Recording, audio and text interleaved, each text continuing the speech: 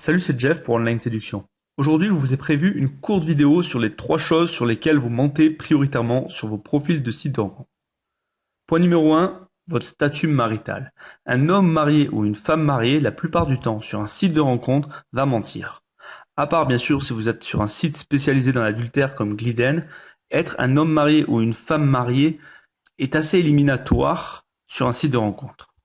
C'est assez surprenant d'ailleurs parce que de nombreux sites comme Tinder ou Adopte un mec privilégient les rencontres éphémères, mais pour autant, c'est quelque chose de pas totalement avoué. Une femme qui va chercher une rencontre et qui va voir dans le profil de l'autre qu'il est marié, va avoir tout à coup un regain de conscience qui va lui rappeler que ce qu'elle est en train de faire n'est pas bien et ça va lui renvoyer une image d'elle négative.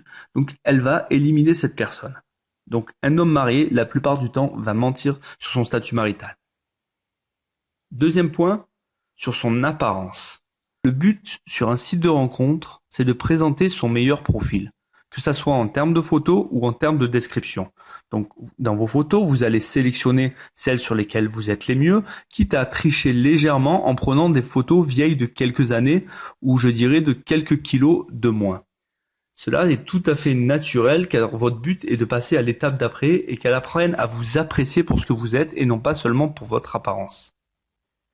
Le troisième point sur lequel vous mentez généralement, c'est sur votre âge. Les sites de rencontres ont des moteurs de recherche qui cherchent par âge. Donc si vous cherchez par exemple à sortir avec des étudiantes et que vous approchez la trentaine, vous allez en général vous rabaisser un petit peu pour pouvoir être dans les critères de celle-ci. C'est la même chose si vous visez une femme de 25 ans et que vous avez 30-31 ans, elle risque de facilement vous avoir exclu en mettant une borne haute à 29-30 ans.